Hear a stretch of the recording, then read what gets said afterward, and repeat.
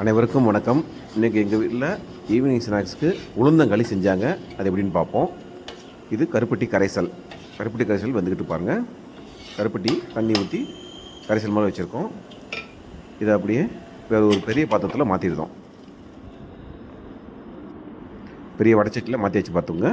இப்போ இதோட நம்ம கரைச்சி வச்சுருக்கிற கரைசலை ஊற்றுறோம். அது என்னென்னா கருப்பு உளுந்து, புழுங்கல் அரிசி, ஏலக்காய், சுக்கு வறுத்து அரைத்த கரைசல். அதை இந்த கருப்பட்டி கரைசலோடு சேர்த்து ஊற்றிட்டோம். ஊற்றி ரெண்டையும் மிக்ஸ் பண்ணி நல்லா கிண்டிகிட்டே இருக்க வேண்டியது. கெட்டியார வரைக்கும் நல்லா கிண்டிகிட்டே இருக்க வேண்டியது. இப்போ களி ஸ்டேஜ் வந்துட்டு இருக்கு பாருங்கள். உளுந்தங்களி உடம்புக்கு அவ்வளோ நல்லது. இதில் நம்ம கருப்பட்டியும் உளுந்து சேர்ந்து செஞ்சதுனால உடம்புக்கு நல்லது. நீங்களும் உங்கள் வீட்டில் செஞ்சு சாப்பிட்டு பாருங்கள்.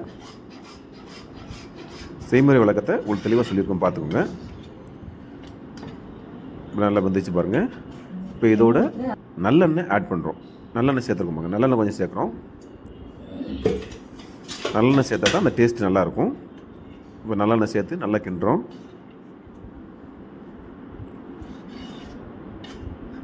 கருப்பட்டி, கருப்பு உளுந்து, புழுங்கல் அரிசி, ஏலக்காய், சுக்கு, நல்லெண்ணெய் மொத்தம் இவ்வளோ தான் கலந்துருக்கோம்.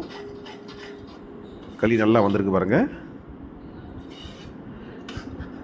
கருப்பட்டி களி நல்லா சுவையாக இருக்கும். சாப்பிட நல்லா டேஸ்ட்டாகவும் இருக்கும். நல்ல களி நல்லா சூப்பராக இருந்துச்சு பாருங்கள். சுட சுட அப்படியே எடுத்து சாப்பிட்டா சூப்பராக இருக்கும்.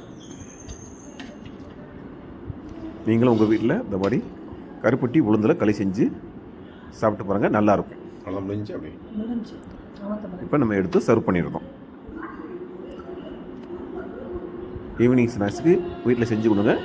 பிள்ளைங்க விரும்பி சாப்பிடுவாங்க.